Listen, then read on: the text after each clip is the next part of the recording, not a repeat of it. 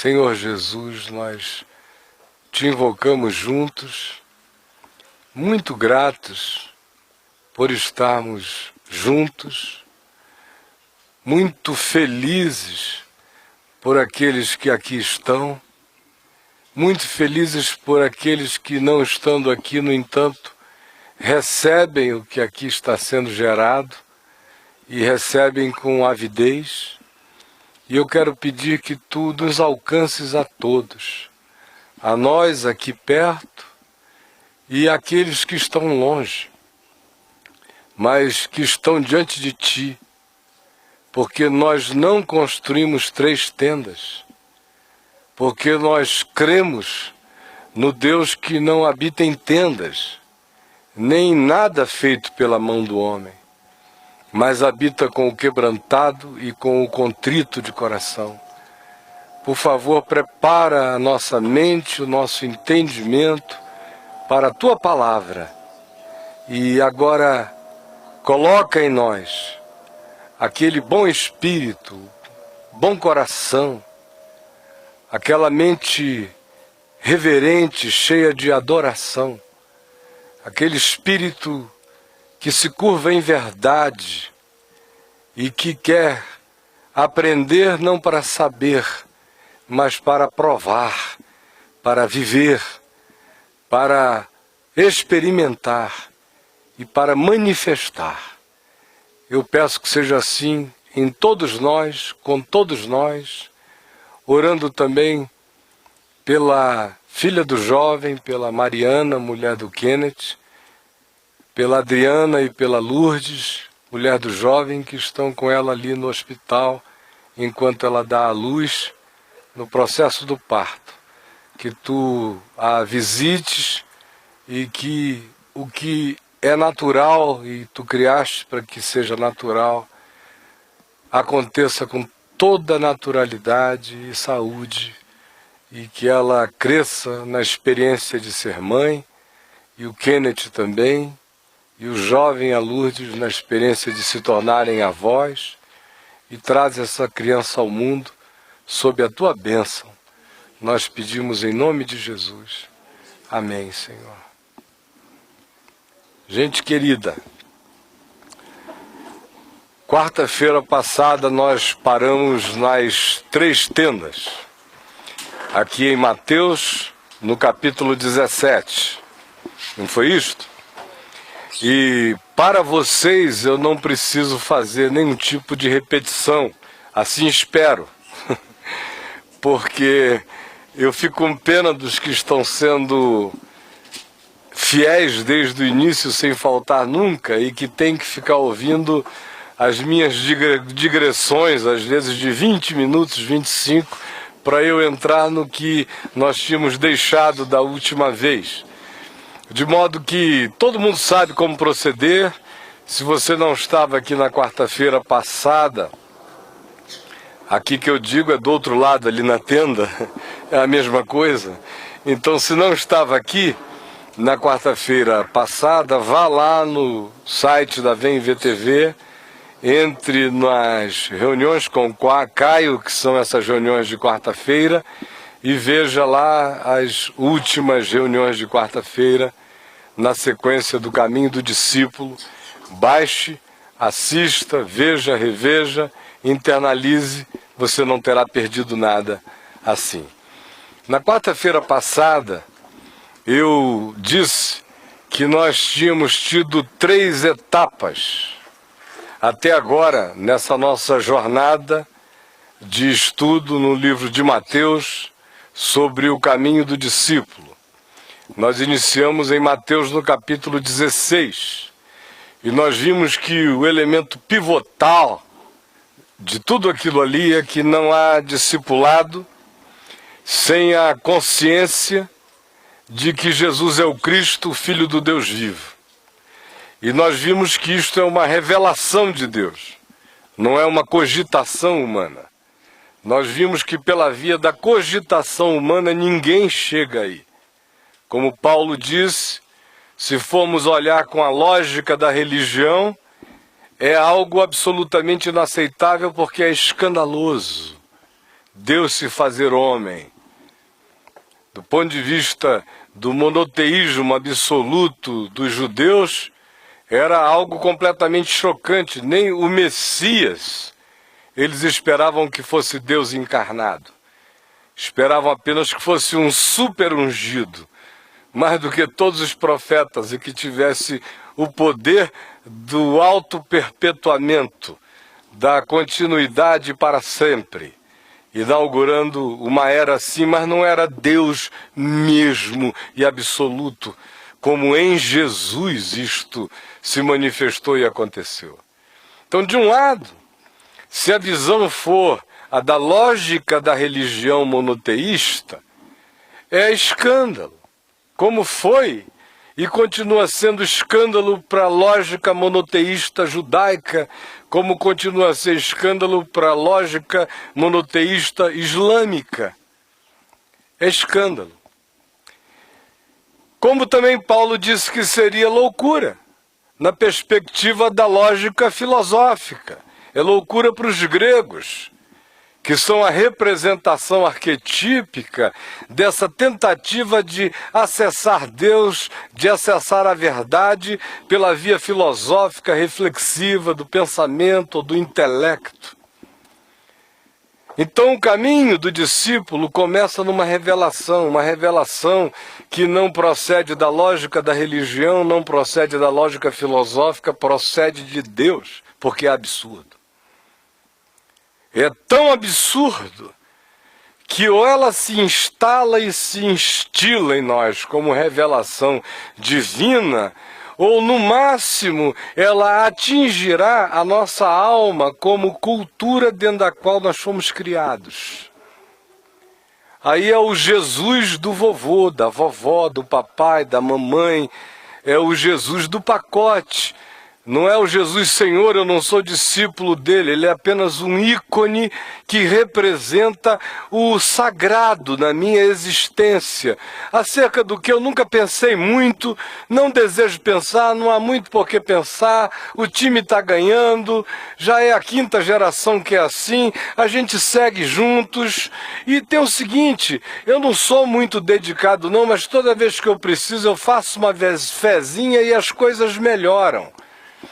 Não é disso que eu estou falando. Eu estou falando é de ter encontrado o absurdo mesmo. Ter ficado cara a cara com o fato de que Jesus é Deus. É homem como eu, podia ter minha altura, podia ter o tipo de cor de pele que eu ou você temos, era reconhecido em figura humana, mas subsistia em forma de Deus, não julgou como usurpação ser igual a Deus e se encarnou e foi obediente até a morte e morte de cruz. Isso é loucura de um lado, escândalo de outro. Só se torna uma possibilidade na impossibilidade total daquele que pela fé se rendeu ao absurdo, porque foi chocado por uma revelação de Deus que o fez dizer: eu não entendo, mas não tenho como negar. É fato. Aí o processo começa. Segunda coisa que eu disse na quarta-feira passada é que o outro e segundo elemento pivotal de tudo que a gente viu até aqui, e em torno de cada uma dessas coisas há 1 mês e meio, 2 meses de carrossel girando, de conversas e de reuniões e de tudo mais. Só estou dando colunamentos. O segundo é aquele que se baseia no convite explícito ao discipulado. Se alguém quer ser meu discípulo, a si mesmo se negue, dia a dia tome a sua cruz e siga-me. E nós ficamos 2 meses e meio vendo isto aí. Os significados de cada uma dessas coisas. E sem aquelas compreensões do significado, a gente fica pensando que ser discípulo é apenas encaretar. É ficar com mau gosto. É virar religioso, é ficar brejeiro, é assumir algum estereótipo de descaso com a existência, o corpo, a estética, é assumir uma postura de uma humildade babante, é ser discípulo.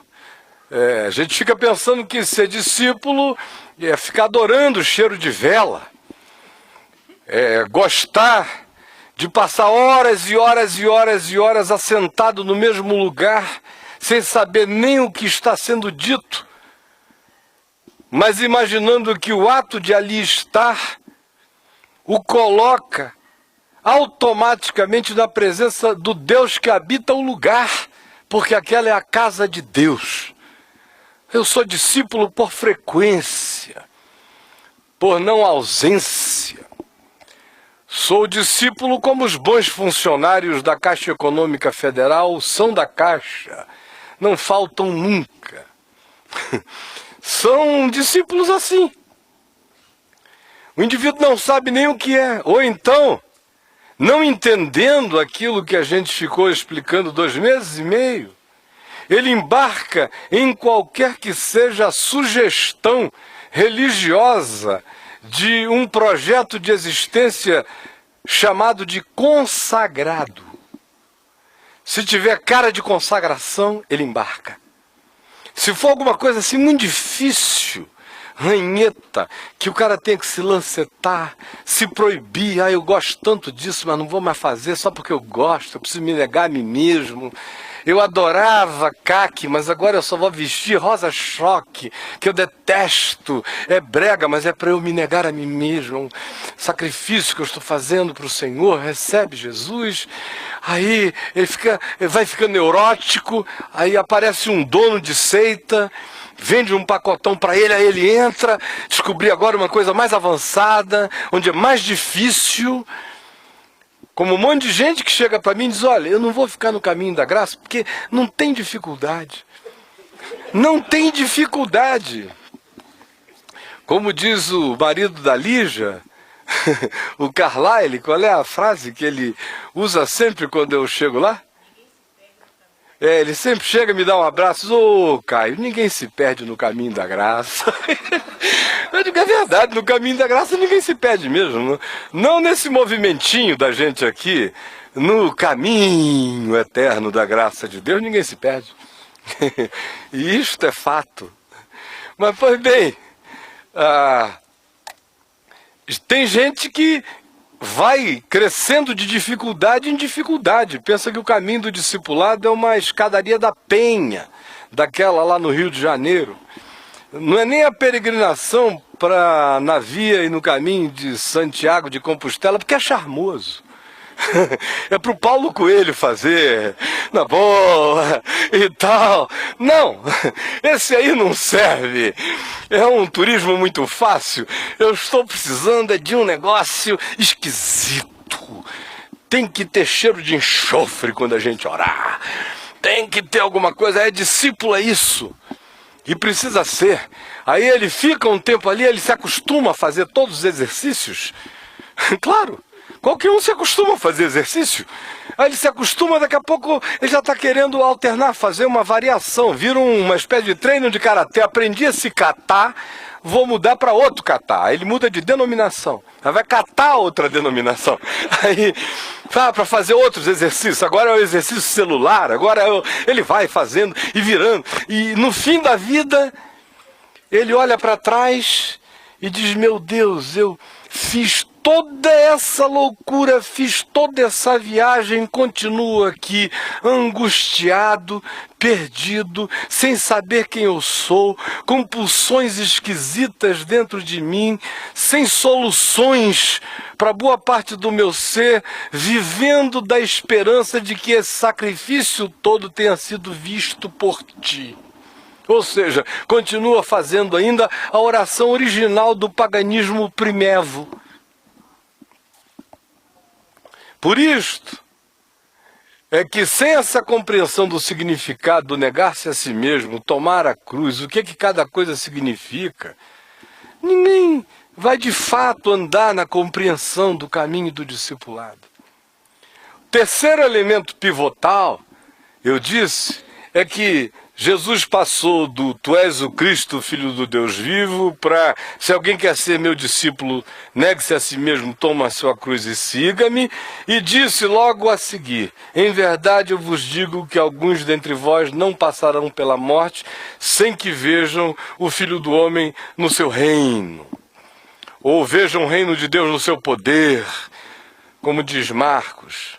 E cerca de 6 ou 8 dias depois de proferidas estas palavras, levou Jesus a um alto monte, transfigurou-se diante deles, seu rosto ficou luminescente como o sol, suas roupas brancas como a luz, apareceram-lhe Moisés e Elias em glória, falando com ele acerca da partida que ele estava para cumprir em Jerusalém, de acordo com Lucas. E no meio disso tudo, Pedro, Tiago e João mantêm-se acordados e ficam chocados com o que veem. Pedro toma a palavra e diz: "Senhor, façamos aqui 3 tendas. Uma será para ti, outra será para Moisés, outra será para Elias", não sabendo, porém, o que dizia. Cada um dos evangelhos que narram essa mesma narrativa dão a conotação da loucura da fala, da insensatez do dizer. Lucas provavelmente seja o mais explícito, quando diz ele não sabendo, porém, o que falava, porque era doideira total o que ele estava propondo. Aí vem aquela intervenção divina, uma nuvem luminosa os envolveu e dela procede uma voz que diz: "Este é o meu filho amado, a ele ouvi". E aí eles caíram de bruços no chão e Jesus mesmo vem e lhes diz: "Não temem, levantem-se, ergam-se". E eles, quando abriram os olhos e levantaram a cabeça, não viram mais a Moisés, nem a Elias, nem a nuvem luminosa, viram só Jesus. E no fim, a viagem inteira do reino é a gente compreender Moisés, como nós vimos na semana passada, compreender Elias, compreender a história, compreender a evolução histórica da revelação de Deus, compreender o sentido daquela transfiguração para a espiritualidade mais ampla da vida, de que não há dicotomia entre corpo e espírito, é o rosto que se transfigura, a matéria não é má, todas as coisas são puras para os puros, a roupa se transfigura, a produção cultural do homem pode ser toda ela absorvida na glória de Deus, dependendo de qual seja a intenção de cada coisa no coração da gente. Nós vimos a liberdade que essa consciência da espiritualidade do reino de Deus produz. Tudo isso está dito, gravado, disponível para todo mundo ver de novo.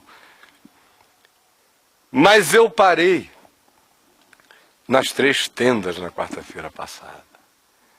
E para ilustrar assim de maneira dramática as 3 tendas, hoje nós não estamos nem na uma tenda nossa lá do outro lado da rua. A gente veio para cá.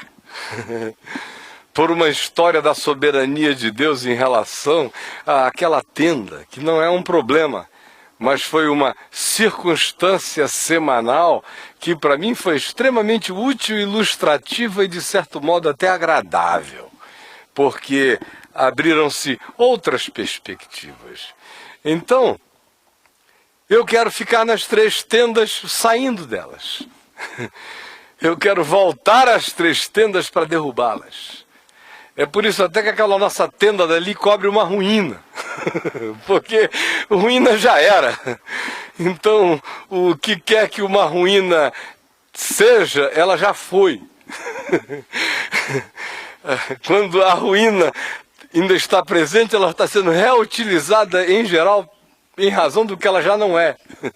Mas não em razão daquilo que um dia ela foi.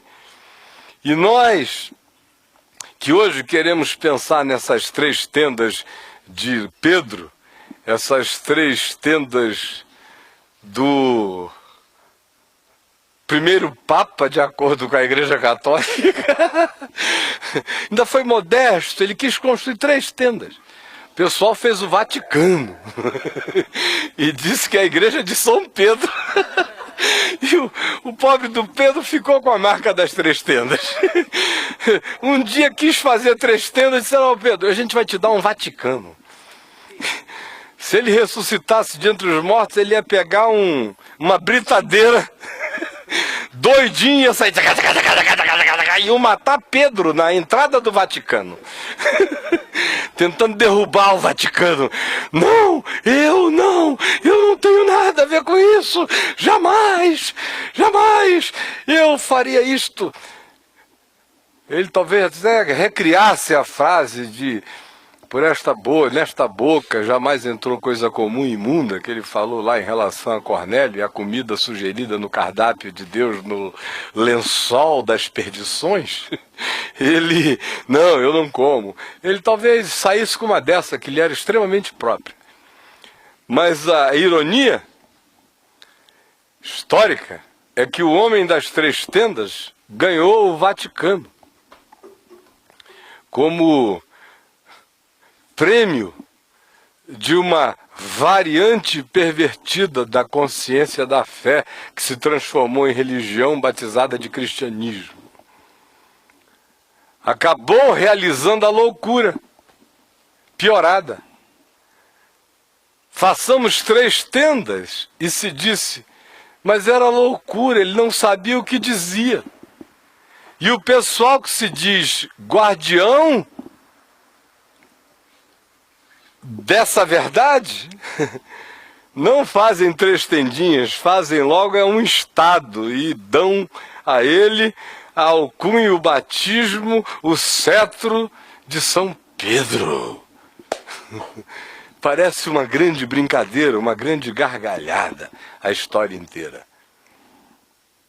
Mas essas 3 tendas nos interessam muito, por uma razão simples: elas são a história aqui simbolizada de uma das nossas maiores tentações na perspectiva tanto da consciência do reino de Deus quanto da experiência do significado de espiritualidade, que é o que nós estamos vendo nesse 3º bloco do caminho do discípulo.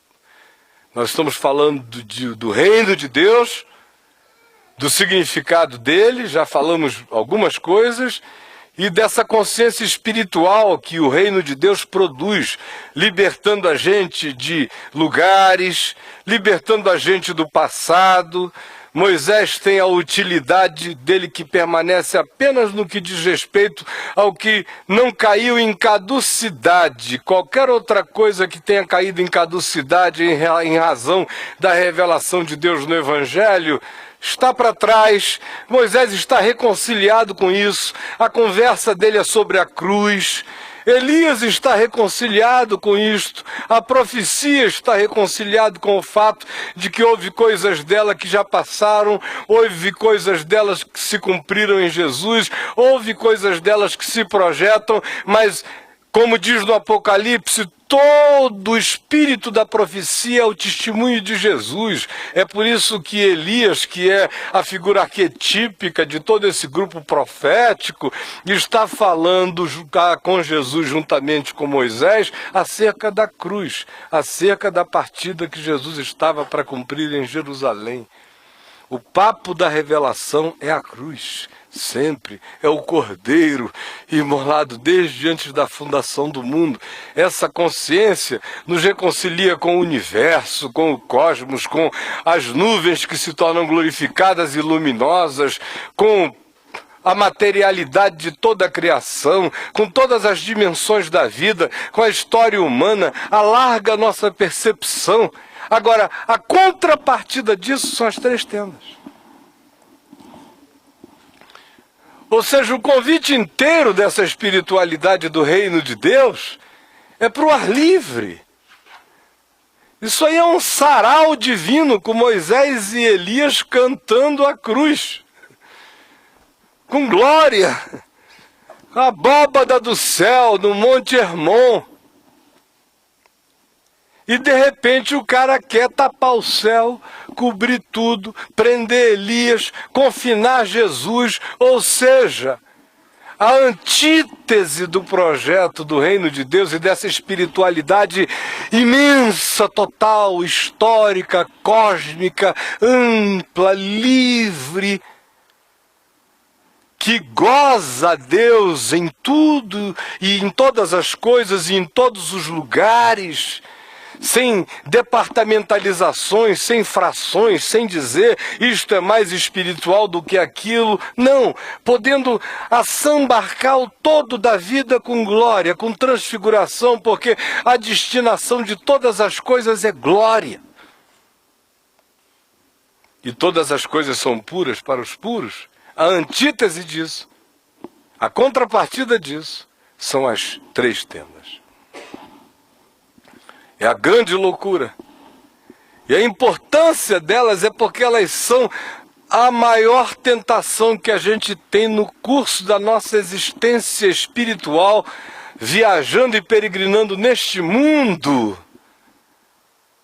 Quanto a não praticarmos essa experiência da avant-première do Reino de Deus, que é aqui na transfiguração apresentada de maneira simbólica e arquetípica, como a gente viu há 3 quartas-feiras atrás, olhando para 2 Coríntios capítulo 3, no verso 18, Paulo falando da cara para fora para ser transformado de glória em glória, mostrando que a transfiguração se existencializa sempre.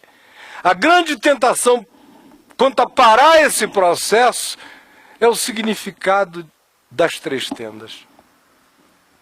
Sempre foi, sempre será. O que está acontecendo lá em cima? É a corujinha? É a bichinha linda lá, estão aí sempre. Elas ficam variando daqui lá para a tenda, da tenda para cá.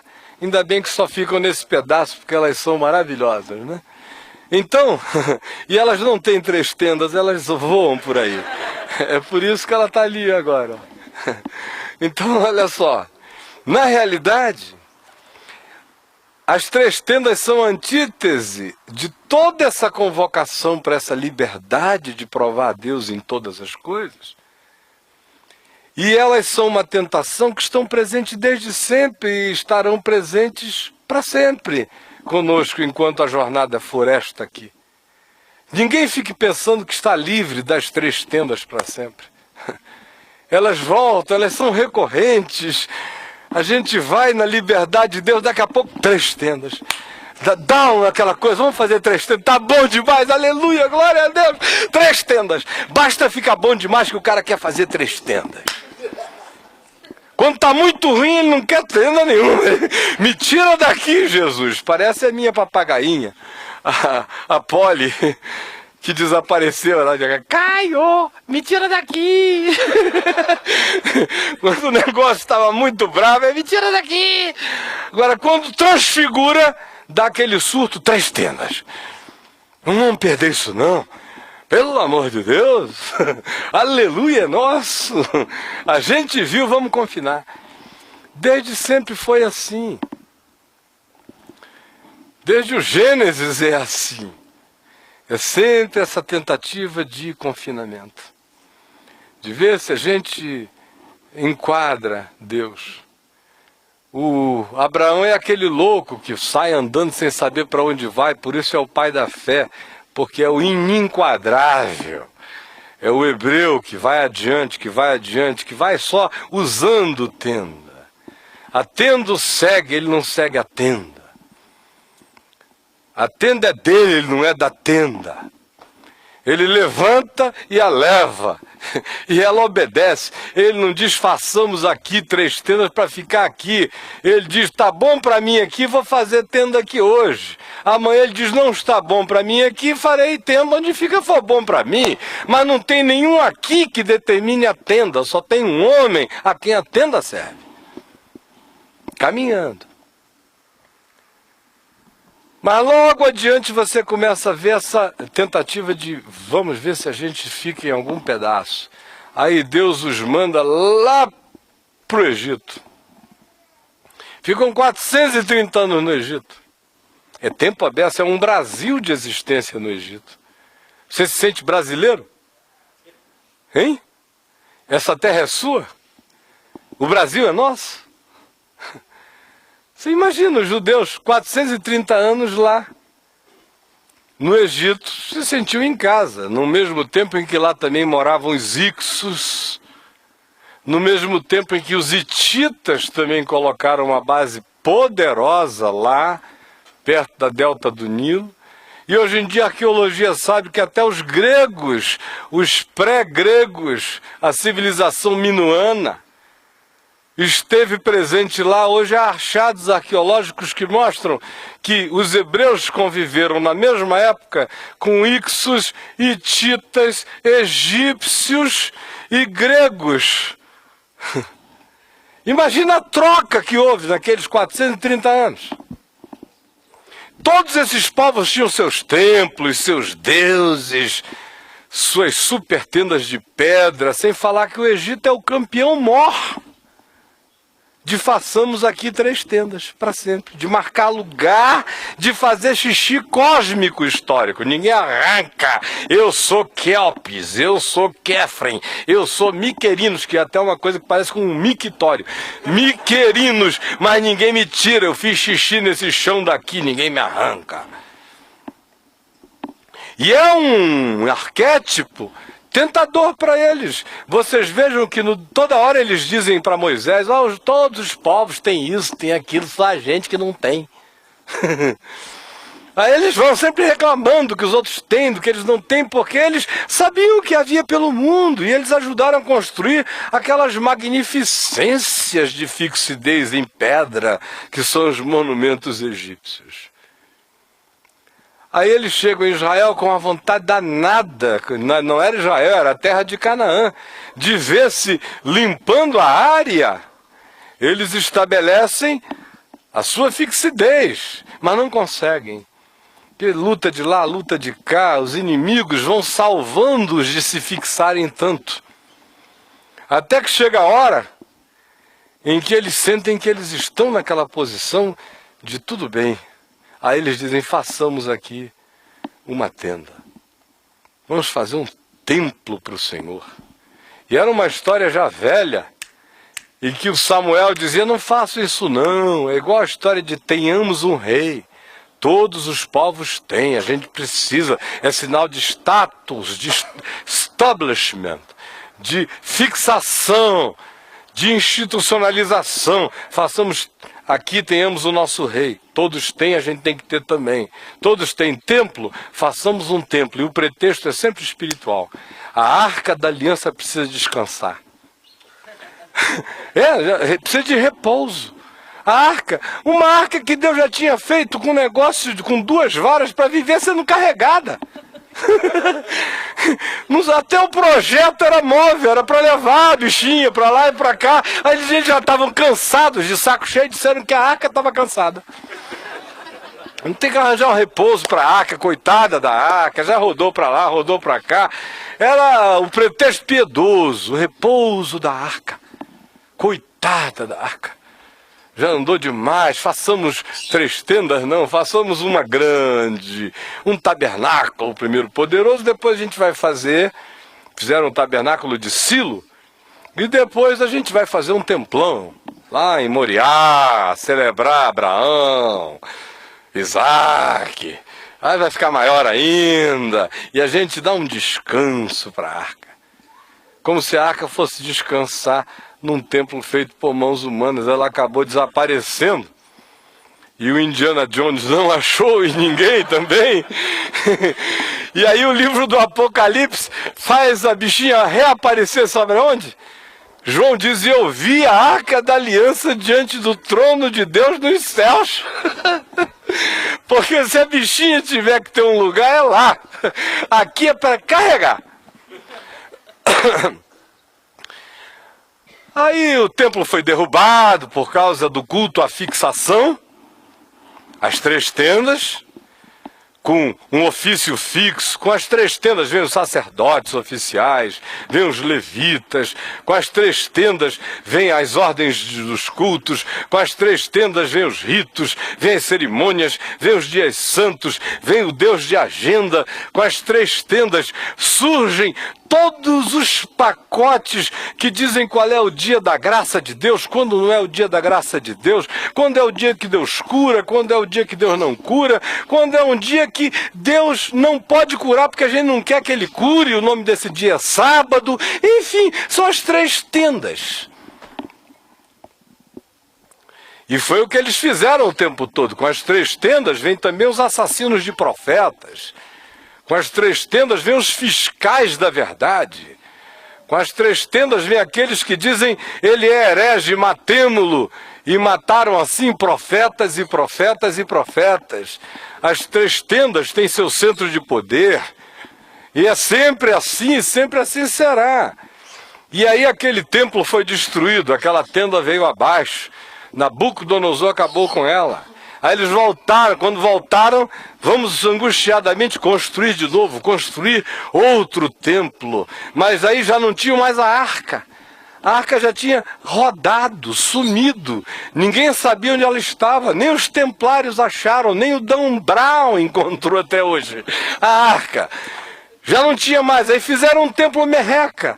Não tinha arca, mas vamos fazer um templo, não tem arca, mas não tem problema, não tem mais glória. Icabode, Urra-Jeg, Icabode, Urra-Jeg. Ontem meu amigo Bento me brincou sobre isso, quando que um amigo nosso publicou um livro chamado Icabode. Aí, como era uma trilogia, ele sugeriu, diz, olha, esse aqui é Icabode, o segundo você faz a Arra-Jeg, e o terceiro, para concluir, um pai d'égua. Icabode. Pois bem, então, a glória da arca tinha ido, foi-se a glória de Israel, ficou só a memória, não tem mais glória, mas tem a gente. Vamos fazer um templo a nós, né? Aí o templo já vira para nós, já não é mais do pretexto da arca. A arca cansou tanto que sumiu, agora quem está cansado somos nós.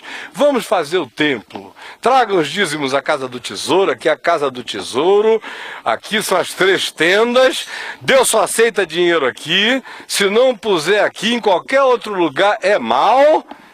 Nem que seja socorrendo um pobre caído à beira do caminho, dinheiro não pode ser colocado no altar da dor humana, só na casa do tesouro.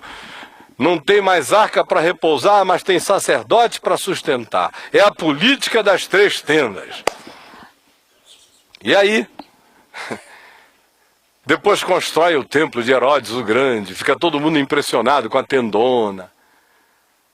Mestre, ó que pedras!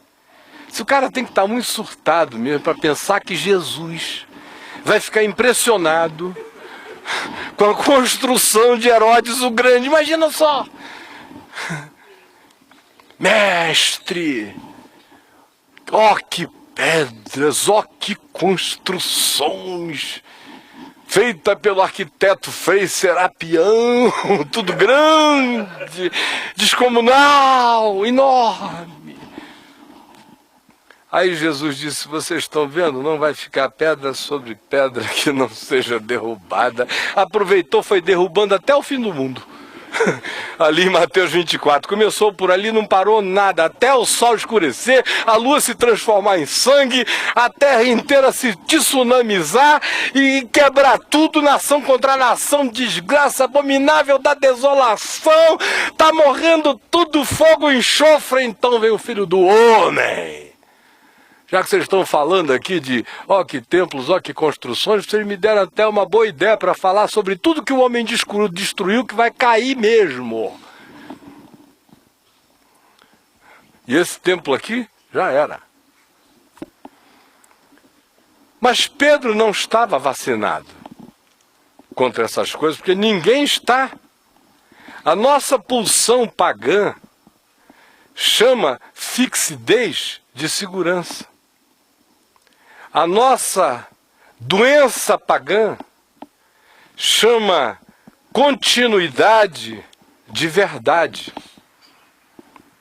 A nossa doença pagã chama tempo e antiguidade de garantia de respeitabilidade e de seriedade.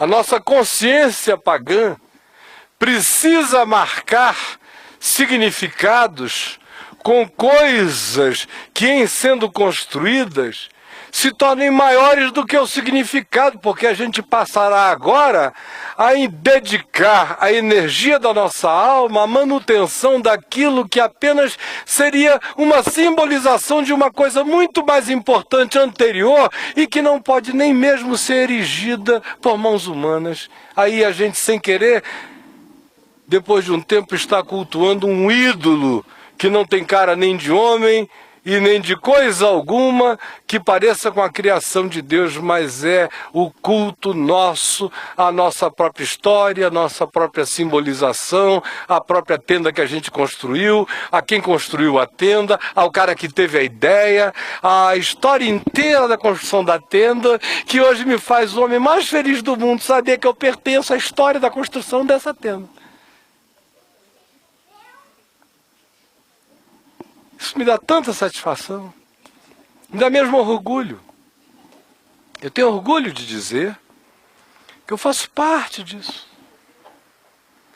Esse cara não só construiu a tenda, mas a fez de aço inoxidável e ficou preso dentro dela. Está aí, já definido. É tentação nossa construir 3 tendas em relação também ao que significa pensamento acerca de Deus. Isso não tem a ver apenas com as materialidades, tem a ver com as arquiteturas e construções de pensamento. O que é a trindade do cristianismo, senão a construção de 3 tendas para Deus?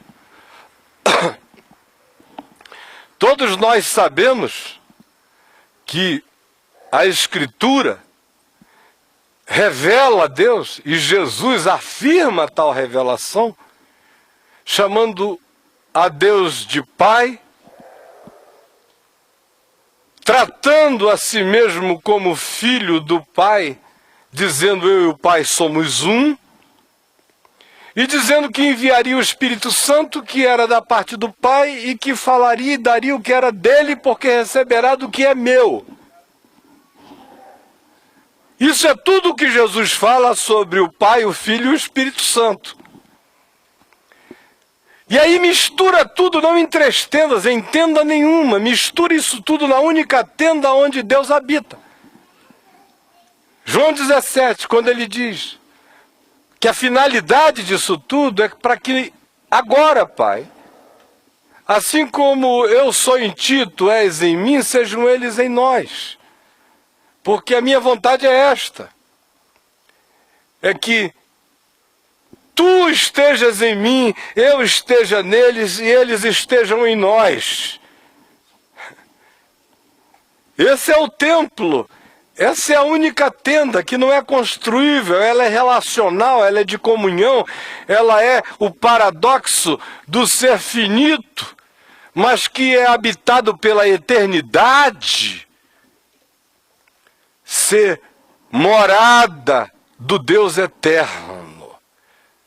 E Jesus diz que Ele e o Pai vêm e fazem nós morada pela ação do Espírito Santo e não cria nenhuma departamentalização. Os 3 são um. Mas o cristianismo teve que fazer 3 tendas. Uma será para o Pai, uma será para o Filho, outra será para o Espírito Santo. Ainda tem gente que diz, não, essa foi a era do Pai. Agora esta é a era do Filho. Estamos entrando na era do Espírito Santo. Ainda está tudo em era. As tendas viraram aeões. Dispensações. A dispensação do Espírito. Eu não sei o que é isso. Se o Espírito de Deus não estivesse sendo dispensado o tempo todo, não haveria vida.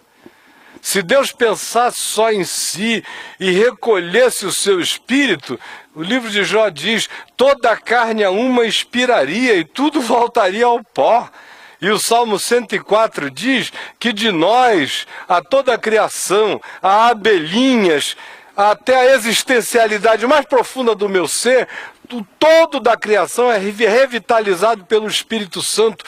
Envia sobre a terra o teu Espírito, ele diz, e todas as coisas florescem, se regeneram. São pentecostes vegetais, como há pentecostes animais, bichos parindo, são graças divinas, assim como há pentecostes existenciais. Tudo é obra do Espírito de Deus. A nuvem luminosa e o rosto do Cristo resplandecente estão no mesmo ambiente da transfiguração. Vai juntando o pacote que você vai ver como vai abrindo tudo. 3 tendas a gente faz em todas as outras coisas. Nós criamos também as 3 tendas que tem a ver com Deus, Jesus e a igreja. Essas 3 tendas, essa aí hoje em dia é mais famosa, sendo que a da igreja é maior. A tenda da igreja ficou imensa. A do pai está pequena. A do filho está média no tamanho, só porque o nome dele dá um certo ibope. Tem uma pegada de atração e sedução. Por isso a tenda do filho está maiorzinha. Mas grande mesmo é o templo maior. É aquela coisa enorme, é aquela baleia, aquele cachalote guloso, é aquela tenda. Dizendo, Deus só opera aqui quartas, quintas, sextas e domingos, nos horários tais e tais. E a tenda, 3 tendas. Aí vai pensando, como você já fez tantas tendas. Os seus encapsulamentos de Deus. Geralmente, essas tendas se manifestam como neurose. Como fixação. Lá do Asterix, do Ideia Fixa. É ali, aquela neurose asterixista. Do Ideia Fixista. Então, o cara fica com ideia fixa. 3 tendas. Aí, vocês já viram aquele indivíduo? Quantas 3 tendas vocês já seguiram? Lembram do tempo que as 3 tendas eram os livros do Otmani? Todo mundo cobertinho por aquelas 3 tendas. Juan Carlos Ortiz, 3 tendas. Todo mundo, toda hora são os 3 capacetes, as 3 tendas, os 3 são confinamentos, o tempo todo. E se não houver isso, o nosso paganismo fica extremamente inseguro. A gente precisa dessas definições. Essas tendas acabam virando tudo que fixa. Vira Vaticano, vira cartório, vira igreja como lugar físico, vira pacote doutrinário, vira seminário, sem o qual ninguém é ungido e um profeta do Senhor nos ambientes históricos. Vira escola de rabino, vira o que você quiser. 3 tendas. 3 tendas são a concessão do homem ao espaço que nós achamos seja razoável para Deus.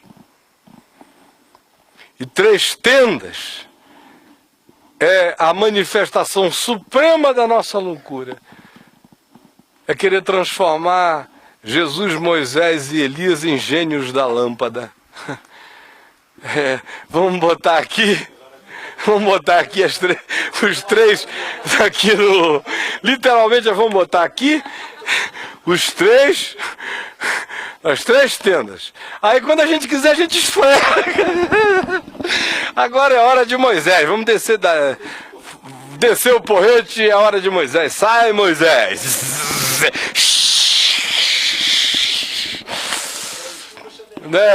Chuva, fogo, Elias, ano de Elias. Aí, hoje eu tô tão carente, quebrado, ninguém me entende, a igreja me abandonou, eu tô precisando do gênio de Jesus. Ele é o mais misericordioso de todos. Então, nessas horas é que a gente precisa de Jesus mesmo. Existencialmente é assim que a gente já fez bilhões de vezes na vida, de acordo com a conveniência da hora, do momento, do processo histórico. Tendas que a gente vem construindo o tempo todo e querendo gerar confinamentos para Deus. Ou quando a gente acha que determinadas práticas obrigam Deus a certas coisas em nosso favor, é a ideologia das 3 tendas prevalecendo. Não, se eu jejuar tantos dias, se eu puser o joelho no milho, enquanto isso também, se eu ler o Novo Testamento no período não sei quantas vezes, ele determina lá uma quantidade quase absurda de leituras, e se eu não faltar reunião nenhuma, e eu vou fazer uma consagração especial nesses dias, em vez de entregar o meu dízimo no final do mês, todo o dinheirinho que eu ganhar, se eu ganhar todo dia um dinheiro, eu vou lá e vou depositar. Porque eu quero demonstrar para o Senhor que eu não fiquei nem com juros, nem com a correção monetária da espera. O cara está nessa fixação. Aí ele acha que se ele fizer isso, o resultado é bom. Porque na perspectiva dele, Deus está condicionado por aquele processo.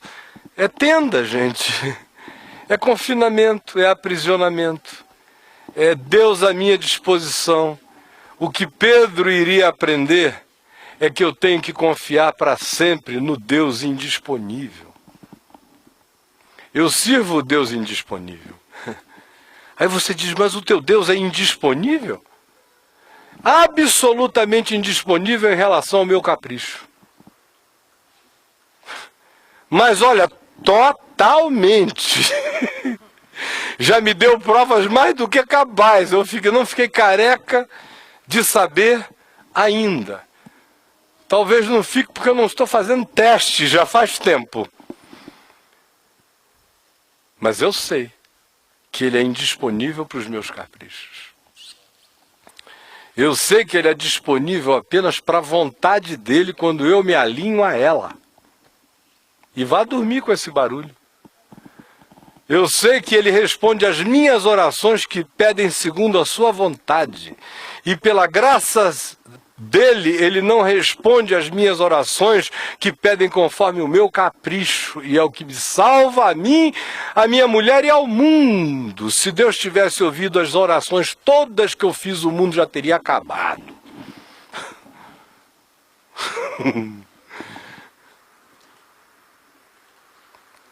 Então, eu sirvo ao Deus indisponível. Eu que estou disponível para Ele, preciso estar todo dia segundo a sua vontade. Mas eu tenho que me contentar com o fato de que todo aquele que é nascido do Espírito é como o vento. Não sabe de onde vem, não sabe para onde vai. E não pode dizer para ninguém com certeza absoluta, o mover de Deus é nesta direção. Na hora que o idiota faz isto, como um guarda de trânsito celestial indicando o fluxo para Deus e os anjos, numa esquina do universo do Espírito, na mesma hora, ele não sabe que Deus está num lugar que ele nem sabe que existe, enquanto ele está papagaiando a propaganda de que o mover de Deus é nesta direção. Se Deus for na direção dele, Deus entrou na tenda, virou hamster. Deus não entrou na tenda. A nuvem luminosa acabou com a tenda. O templo não controlável pelo homem, aqui representado por essa nuvem luminosa que vem e envolve todo mundo, destruiu o assunto da tenda. Porque o culto a Deus tem que ser na liberdade de nuvens, de vento, isso significando não correr atrás do vento, significando a disposição em confiança de continuar seguindo a Jesus, porque quando acaba isso tudo, qual é a visão última? Qual é a escatologia da transfiguração? Acabou tudo, ficou só Jesus. E Jesus vira para eles e diz, seguem-me, vamos descer o morro. A única maneira de que o reino de Deus continue no processo de se reatualizar dentro de mim, sem que eu caia na fixação das 3 tendas, é até mesmo mediante o desaparecimento de todas as impressões que fazem a gente ficar com a vontade de contingenciar o milagre, de circunstancializar o poder de Deus, de confiná-lo. Some tudo, fica só Jesus, e Jesus está sempre dizendo, então vem e segue-me. Gostou? Gostaram? Gostaram? Então vem e sigam-me. Eles nem mal sabem que Jesus está descendo e que lá embaixo, na escuridão, tem um pai com um filho possesso, que tem 9 discípulos lá, apóstolos, a noite inteira, não na transfiguração, na desfiguração, tentando expulsar os demônios sem conseguir. E aí, quarta-feira que vem, a gente vai ver como o caminho da transfiguração precisa nos levar para o caminho da desfiguração, do encontro com a feiura, com a impotência. Porque para quem estava tentado em fazer 3 tendas, a salvação do cara é saber que neles não há poder nenhum e que ficaram a noite inteira dizendo, sai! E o diabo dizia, não saí, não sai. Sai! Não saio. Sai! Não saio. Pedro podia até dizer, João, corre, Tiago, pega uma das tendas e traz aqui! Para ver se sai. Quarta-feira que vem a gente prossegue. E é uma viagem. Quem a fizer compreenderá muita coisa. E como Jesus disse, bem-aventurados sereis se as praticardes. Vamos ficar em pé. Vamos orar.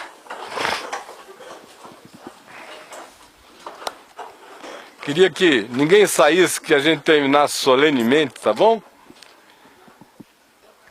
Maravilha. Alguém quer orar? Não é pelo seu dedo midinho, nem pelo seu vizinho, nem pelo maior de todos, muito menos pelo catabolo, catapiolho, fura-bolo e catapiolho. Por favor, ore pelo que você ouviu, se teve significado para você, então expresse isso diante de Deus, não diante de nós, é para Deus que você está orando, não é recado para nós que você está dando, nem é um resumo do que você ouviu que você está fazendo. É a resposta do seu coração a Deus. Isto é oração para Deus. O resto é orando a Deus enquanto eu falo com vocês. Entenderam? Então, se no seu coração houver uma oração a Deus, ore. Senão eu orarei no meu ar. Vamos orar. Quem quiser. Se alguém quiser.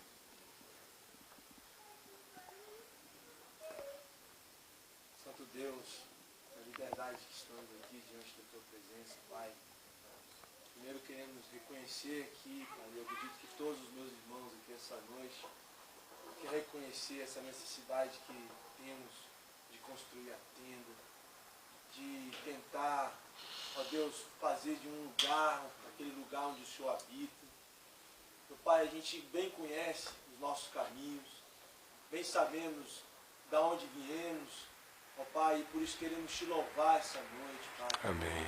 Pedir ao Senhor que a Tua graça nos tire cada dia mais dessa tenda. Sim. Mas não só nos tire dessa tenda, mas que a gente consiga também caminhar, assim como Abraão caminhava, Senhor. E que a tenda não tinha um lugar fixo, ela ia no caminho. Ó, Pai, porque o Senhor vai no caminho conosco, Senhor. Amém. E é isso que nós temos aprendido, Pai, que nós te louvamos pela Tua palavra, Senhor. Amém. Pedimos que o Senhor continue fazendo a Tua obra, a obra do Teu Espírito em nós, fazendo que as vendas se caiam, que toda escama se caia, Senhor, em nome de Jesus. Em nome de Jesus. Nós te pedimos isso por amor do Teu nome. Amém, Senhor. Que o Senhor continue. E aqui eu quero falar pelo meu nome, pelo nome de muitos aqui, eu sei, essa noite, Pai.